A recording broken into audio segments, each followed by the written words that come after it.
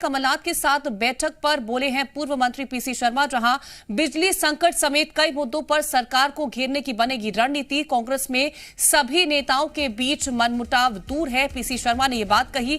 पूरी ताकत से चुनाव लड़कर 174 से ज्यादा सीटें लेकर आएंगे।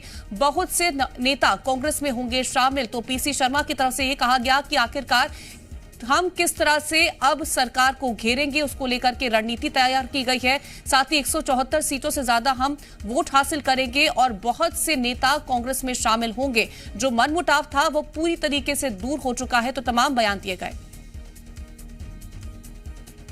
ये तो कांग्रेस जो भी लोग जहां भी मनमुटाव थे, हर नेता वो सब खत्म कर रहा है। यही घोतक है इस बात का कि कांग्रेस पार्टी एक है और पूरी ताकत से 2023 का चुनाव लड़ेगी और इस बार 114 नहीं, कमलनाथ जी के नेतृत्व में 174 से ज्यादा सीटें आएंगी। कमलनाथ जी पूरे प्रदेश में घूम रहे हैं और बाकी सब नेता भी घूम रहे हैं। इसमें निश्चित तौर पर जो बिजली संकट है, इस समय पानी का संकट है पूरे प्रदेश के अंदर, और इसमें क्या रणनीति होना चाहिए। कर्मचारियों की है पेंशन का, वो ये सब इश्यूज भी उसमें आएंगे और इसमें आगे क्या स्ट्रेटजी होना चाहिए। और 12 तारीख को एक युवक कांग्रेस का बहुत बड़ा आंदोलन भी है भोपाल में, इस पर भी चर्चा होगी। वासु चौरे हमारे संवाददाता लगातार जुड़े हुए हैं। वासु, जिस तरह से रणनीति तैयार की गई है कि आखिरकार सरकार को किस तरह से घेरा जाए, इस बात का जिक्र जरूर किया कि जो मनमुटाव था वो अब दूर हो चुका है, यानी कि मनमुटाव की स्थितियां थी कांग्रेस के भीतर। कीर्ति, देखिए जिस तरीके से मध्य प्रदेश में हम देख रहे हैं लगातार तापमान में बढ़ोतरी हो रही है, गर्मी जो है वो बढ़ती जा रही है और उसी तेजी से जो सियासी पारा है वो भी परवान चढ़ता हुआ दिखाई दे रहा है।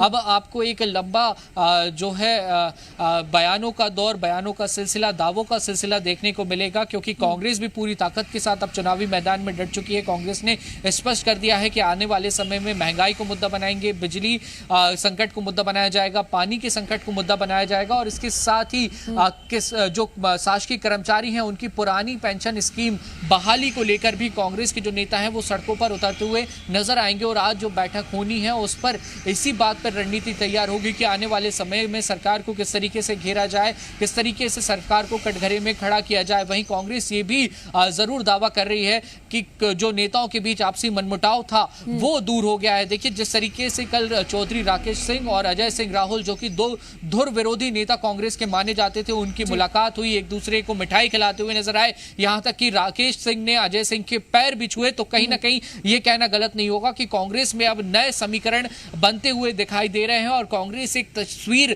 प्रदेश की जनता के सामने पेश करने की कोशिश कर रही है कि जो कांग्रेस पे तमाम गुटबाजी के आरोप लगते रहे हैं, मनमुटाव के आरोप लगते रहे हैं, वो अब पीछे छूट चुके हैं और कांग्रेस के जो तमाम बड़े नेता हैं वो एक साथ एक मंच पर आएंगे और एक साथ सड़कों पर भी उतरेंगे। सड़क से लेकर सदन तक जनता की लड़ाई लड़ेंगे और मजबूती के साथ भाजपा को चुनावों में टक्कर देंगे। हालांकि ये दावे जरूर हैं। कांग्रेस की जो बैठकें हो रही हैं, पीसीसी चीफ कमलनाथ जो बैठकें लगातार ले रहे हैं, 2 महीने में चौथी आज बड़ी बैठक होनी है जिसमें कांतिलाल भूरिया, सुरेश पचौरी, अजय सिंह। लेकिन बीते कुछ दिनों में हमने इस बात को जरूर सुना है दोनों तरफ से कि दोनों तरफ से इस बात का जिक्र किया गया कि हम बहुत से ऐसे नेता हैं जिनके संपर्क में है, चाहे हम बात बीजेपी की करें चाहे बात कांग्रेस की करें। तो क्या कुछ और नेता शामिल होने वाले हैं, क्योंकि पीसी शर्मा ने इस बात का जिक्र किया? देखिए ना केवल पीसी शर्मा ने, आपको याद होगा भूपेंद्र सिंह जो मध्य प्रदेश के कद्दावर नेता हैं, उन्होंने इस बात का दावा किया था कि कांग्रेस के बहुत सारे विधायक उनके संपर्क में हैं और एक इशारा करते ही वो कांग्रेस का दामन छोड़ देंगे, बीजेपी ज्वाइन कर लेंगे। आपको यहाँ पर रोकना चाहेंगे, कांग्रेस से हमारे साथ के मिश्रा जी जुड़ रहे हैं। बहुत स्वागत के मिश्रा जी आपका। सर, जिस तरह का ये कहा गया कि हम 174 सीट से ज्यादा अब की बार हासिल करेंगे, कितना ज्यादा कॉन्फिडेंस है आपको कि हाँ आप 174 से ज्यादा सीटें हासिल करने वाले हैं? और मनमुटाव को लेकर के भी बात कही गई कि पूरी तरह से मनमुटाव अब दूर हो गया। देखिए कीर्ति जी, मैं स्पष्ट कर दूं कि पॉलिटिक्स में पॉजिटिव थिंकिंग तो होना चाहिए जी। हम अपनी विजय को लेकर कॉन्फिडेंट है। सीट इसमें कोई दो मत नहीं कि हम लोग स्पष्ट बहुमत से आएंगे या किसी सिंधिया जैसे चरित्रों की हमें जरूरत नहीं पड़े, सरकार नहीं गंवानी पड़े। और मैं पीसी शर्मा जी की बात को और आगे बढ़ाते हुए कहना चाहूंगा कि सिंधिया समर्थक जो लोग कांग्रेस छोड़कर चले गए थे, उसमें से भी कई लोग अब हमारे संपर्क में है। कांग्रेस वापसी और अगले टिकट की सुनिश्चितता को लेकर जी। और ये मैं कोई पॉलिटिकल बात नहीं कर रहा हूँ, बहुत गंभीरता से और शिद्दत के साथ आपको जानकारी दे रहा हूँ। जी। बात हम अगर करें सरकार को घेरने को लेकर के लिए कि रजनीश अग्रवाल जी हमारे साथ बीजेपी से जुड़ गए हैं। बहुत स्वागत रजनीश अग्रवाल जी आपका भी। सर, जिस तरह से के मिश्रा जी को हमने सुना, उन्होंने कहा कि बहुत से ऐसे नेता हैं जो उनके संपर्क में हैं, क्या कुछ आपका रिएक्शन? नहीं, संपर्क तो होना ही चाहिए, अच्छा है संपर्क में है, संपर्क में कोई बुराई थोड़ी है, संपर्क भी हो, संबंध भी हो। सर, वापसी को लेकर के संपर्क है, उस पर क्या कुछ कहेंगे? नहीं तो ये बयान देने की सबकी स्वतंत्रता है ना जी, लेकिन कांग्रेस के नेताओं के बयान मार्च 2020 के कमलनाथ जी, दिग्विजय सिंह जी और समय के जो मंत्रिमंडल के वरिष्ठ के सदस्य रहे हैं, उन सबके बयान अकाइद से निकाल के चलाना चाहिए कि उस समय इन्होंने क्या क्या कहा जी। और अब क्या क्या कह रहे हैं, हुआ क्या, और उसके और पहले के बयान निकल के आ जाएंगे तो सामने आएगा कि कांग्रेस के नेता डींगे मारने के आदी हैं, एक चिल्ली बनकर उनके तमाम नेता हसीन सपने देखने के आदी हैं। फक्त ये होता है कि पूरे मध्य प्रदेश में ही नहीं, देश में कांग्रेस के नेता अब कांग्रेस पार्टी का भविष्य नहीं देख रहे हैं और कांग्रेस में उनका अपना भविष्य नहीं देख रहे हैं, क्योंकि जनता के बीच कांग्रेस नहीं बची और कांग्रेस में उन नेताओं का कोई अस्तित्व नहीं बचा।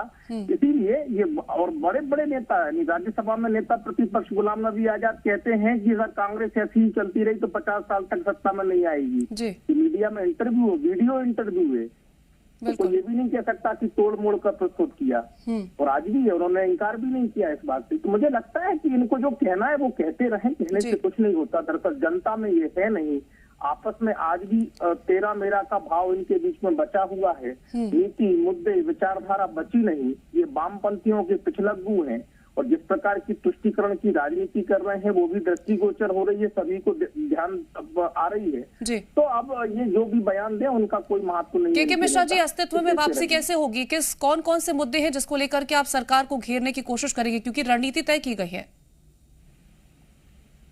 हमेशा गोपनीय होती है जी, उसको आप आने वाले दिनों में देखेंगी। और एक कद्दावर नेता के रूप में माननीय कमलनाथ जी ने आदरणीय दिग्विजय सिंह जी को नेता प्रतिपक्ष के पद से नवाजा है। तो आने वाले दिन अब भारतीय जनता पार्टी के लिए कष्टमय होंगे और यही कारण है कि 36 घंटे डॉक्टर गोविंद सिंह जी को बने हुए नहीं हुए, सिंधिया समर्थक एक मंत्री का बयान कैसे आया है। 2 साल तक वो भारतीय जनता पार्टी में थे, तब तक उन्होंने सिंधिया जी के हार के लिए कमलनाथ जी को दोषी नहीं ठहराया।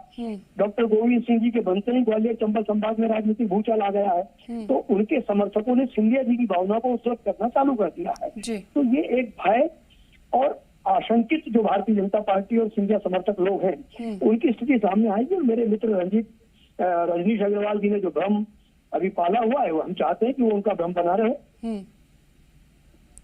रजनीश अग्रवाल जी, आपका क्या कुछ रिएक्शन इस बात पर?